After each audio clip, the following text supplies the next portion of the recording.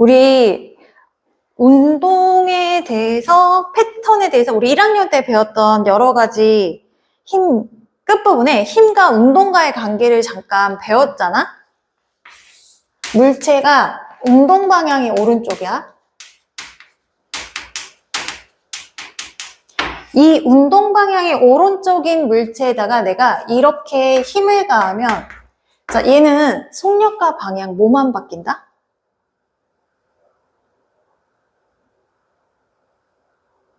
속력이 변해요? 방향이 변해요? 둘 다 변해요? 너무 끝에 너무 살짝 나와서 기억이 안 나나? 그치, 속력만. 자, 운동 방향과 나란하게 힘만 작용했을 때 운동 상태 중에 얘는 속력만 변하는 운동을 한다. 대표적으로 낙하하는 물체의 운동 방향은 이 하얀색 선이야. 운동 방향은 내가 얘를 떨궈서 손으로 놔주는 이 방향을 의미하고, 이때 작용하는 힘이라는 건 어떤 힘을 말하냐면 이 물체 말고 외부에 작용하는 힘을 말해. 외력 했을 때 얘가 떨어지면서 중력과 같은 방향, 중력이라는 외부의 힘과 같은 방향으로 작용하게 되면 떨어지면서 얘가 속력이 점점점 증가하는 운동을 한다. 반대 방향으로 내가 던져 올려주게 되면 내가 운동 방향은 위쪽으로 줬단 말이야. 그러면 얘가 올라가면서 속력이 점점점 어떻게 돼? 감소하잖아. 감소하게끔 하는 외부의 힘은 또 뭐야? 역시 중력이잖아. 던져 올라가건 떨어지건 이 물체에 작용하는 힘은 중력으로 동일하게 아래쪽으로 작용해. 그래서 운동 방향과 외부의 힘이 나란하게 작용하게 되면 방향은 변함없고 물체의 속력만 변하게 된다. 그래서 물체가 갖고 있는 운동 방향과 힘과의 관계에 대해서 이렇게 설명을 했었고, 자, 그 다음에 물체가 운동 방향이 이쪽인데 작용하는 힘이 이렇게 수직인 경우는 뭐가 변한다고 했지? 응? 방향만 변한다. 기억나지? 방향만 변한 거야.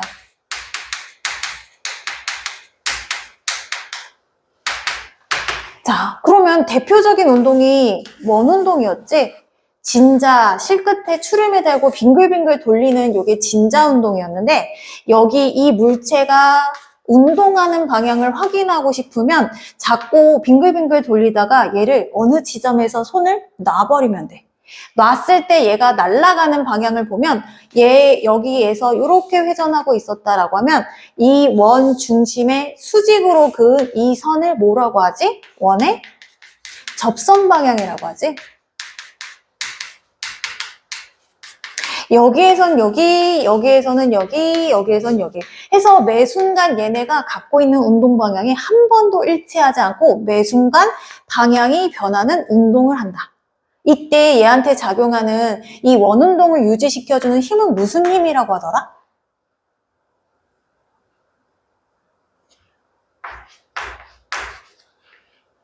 개소리? 개소리?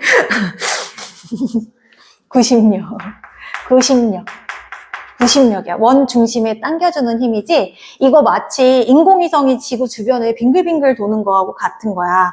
인공위성이 계속 원운동을 유지할 수 있게끔 해주는 건 중력이 작용하기 때문이고, 이렇게 외부의 힘과 운동 방향이 서로 수직인 경우는 방향만 바뀌게 된다. 그러면 마지막, 속력과 방향이 모두 변하려면 어떻게 해야 돼?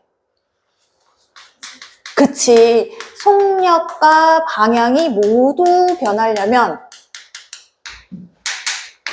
얘가 갖고 있는 운동 방향과 외부의 힘이 이렇게 비스듬하게 작용하면 얘는 속력과 운동 방향이 모두 다 변하는 운동을 한다.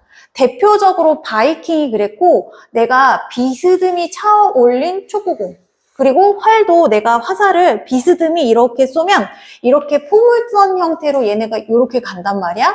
자, 그랬을 때 얘네가 올라가면서 속력이 점점점 감소하고 떨어지면서 속력이 점점점 증가하는 운동을 한다.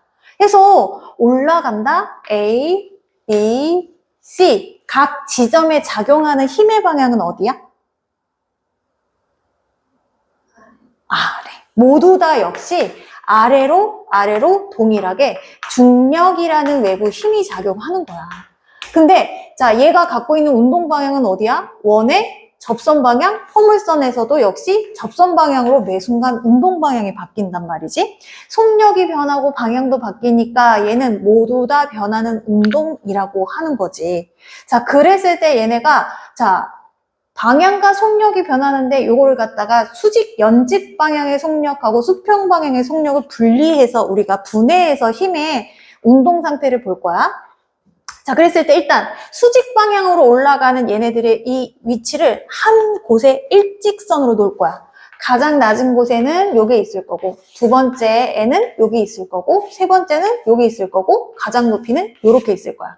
자, 그랬을 때 어때? 위로 올라가면 간격이 좁아지고 떨어지면 간격이 커지지. 그치? 이거는 중력이 작용했기 때문에 속력 변화가 생기는 거야. 자, 근데 얘네가 이 옆으로 이동하는 거를 또 옆으로 얘네들 높이를 생각하지 않고 다 옆으로만 어떻게 움직였는지 이렇게 해서 위치를 우리가 하나의 위치로 놓고 비교해 볼 거야. 자, 그랬더니 내가 그림을 좀 이상하게 그리긴 했지만 어떠냐면 수평 방향의 속력은 일정한데 수직 방향으로만 연직 방향으로 속력이 변하는 거야. 이거 왜 수평 방향으로는 속력 변화가 없을까? 발로 차준 촉구공 같은 경우에는 이거 차준 거 말고는 더 이상 힘이 없는 거지. 우주 공간에 내가 공 하나를 톡 던져. 그러면 얘는 무슨 운동해? 등속 직선 운동하지? 던져준 거 말고 이런 지속적인 힘이 작용하지 않았을 때는 얘네가 계속 지 하던 대로 얘네가 일정한 운동을 하잖아. 외부 힘이 작용하지 않아서 운동의 속력이나 방향이 변하지 않는 운동을 하는 거잖아. 수평 방향은 그래서 속력 변화가 없고 수직 방향으로만 얘네가 속력 변화가 있다. 자, 그럼 이거를 어떻게 여러분이 적용을 할 줄 알아야 하냐면, 자, 내가 얘를 요렇게 10m 지점에서 공 하나를 떨어뜨리는 거하고 내가 얘를 요렇게 해서 떨어뜨리는 거, 자, 같은 높이에서 공 A와 B를 떨어뜨린다라고 하면 누가 먼저 바닥에 닿을까요?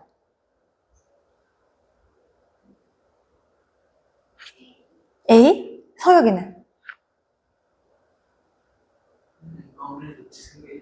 응? 빨리 떨어질 것 같아. 민준이. A. 결론은 동시에 떨어진다. 얘가 옆으로 가긴 하지만 옆으로 가면서 낙하하는 지점의 이 높이 변화는 똑같다라는 거야. 그래서 낙하할 때 얘나 작용하는 힘은 동일하게 중력이잖아.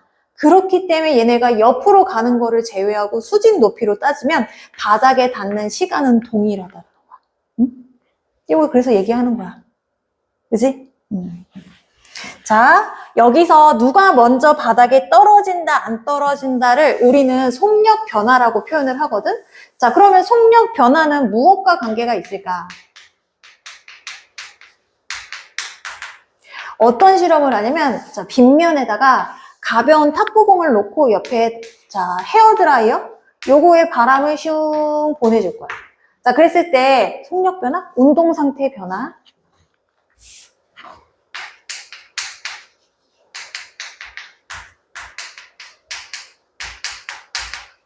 자, 그랬을 때 얘가 질량이 되게 가벼운 탁구공하고 조금 더 무거운, 아니 아주 많이 무거운 골프공하고 탁구공하고 내가 얘를 같은 높이에서 떨어뜨렸을 때 이 헤어드라이어에서 이렇게 슝 꺾여져 갈 수 있는 각도는 누가 더 클까?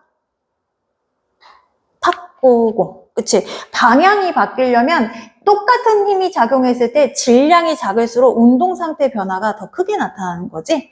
자, 그러면 운동 상태의 변화는 이 물체의 질량하고는 반비례하는 거야. 맞지? 그치? 자, 그러면 질량하고 반비례하고, 자, 똑같이 골프공이 이렇게 내려올 거야.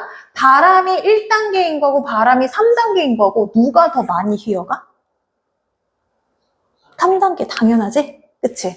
그래서 외부에 작용하는 힘은 클수록 운동 상태의 변화가 크고 물체의 질량은 작을수록 운동 상태의 변화가 크다. 자, 그래서 우리가 요 앞에서 배웠던 내용 중에 깃털하고 쇠구슬을 떨어뜨리게 되면 누가 먼저 떨어지니? 공기 저항을 무시한다면 동시에 떨어진다. 자, 그랬을 때 요 깃털이 예를 들어서 질량이 0.1kg이야. 이것도 엄청나게 무거운 거야. 자, 그리고 이 탁구공, 이 쇠구슬이 1kg짜리야. 자, 동시에 같은 높이에서 얘를 떨어뜨렸다. 자, 그러면 왜 동시에 떨어지냐? 운동 상태의 변화, 다르게 말하면 운동 상태는 속력 변화도 포함한 말이야. 속력 변화량을 계산을 한다면 속력 변화는 질량과 비례, 힘하고는 비례야. 해서 이 물체의 질량이 큰 만큼 반비례해서 속력 변화가 둔해지게 돼. 얘는 가벼우니까 속력 변화가 크게 되겠지. 더 빨리 속력 변화를 갖는단 말이야. 자, 그런데 얘한테 작용하는 외부의 힘은 중력값을 계산하면 무게가 얘를 잡아당기는 중력의 크기가 되는 거지. 얘도 마찬가지로 얘에 작용하는 중력값을 계산하면 이렇게 되는 거야. 그래서 속력 변화를 보면 질량이 크건 작건 비율은 서로 동시에 떨어진다라는 내용이 나오는 거야. 그래서 옛날 교과서에서나 아니면 조금 더 어려운 책 같은 경우에는 속력 변화량 따지는 거 나와. 그래서 이렇게 질량하고 물체에 작용하는 힘의 크기 이렇게 나왔을 때 여러분이 우리가 요 내용을 갖고 요 비례식을 갖고 우리가 비례 반비례를 갖고 우리가 계산할 줄 아시면 됩니다. 자, 그러면 129페이지 이거 문제 볼게요. 0.1초 간격으로 사진을 나타낸 거래. 자, 그러면 자, 여기에서 A와 B 매 순간 같은 높이에 위치한다. 이 말은 맞는 말일까? 틀린 말일까? 높이, 수직 높이 말하는 거야.